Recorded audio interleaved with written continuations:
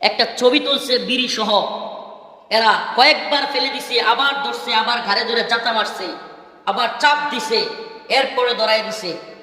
আজকে সেই ছবিটা আমি ফরিদউদ্দিন মাসউদের বিরুদ্ধে কথা কেন বললাম, সেজন্য যারা কওমি অঙ্গনের দাবি করে, আমাদের ভাই দাবি করে, আজকে তারা আমাদের ওই রিমান্ডের ছবিটাকে নিয়ে ট্রল করে আমাদেরকে পচানোর চেষ্টা করে। নাউজুবিল্লাহ।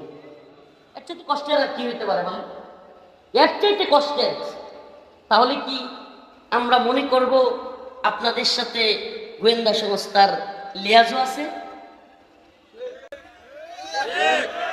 এটা কি মনে করব? কারণ এটা তো গোয়েন্দা সংস্থার কাছে সংরক্ষিত ছবি ছিল। এই ছবি আজকে ফরিদউদ্দিন মাসউদের বিরুদ্ধে আমি কথা বললাম।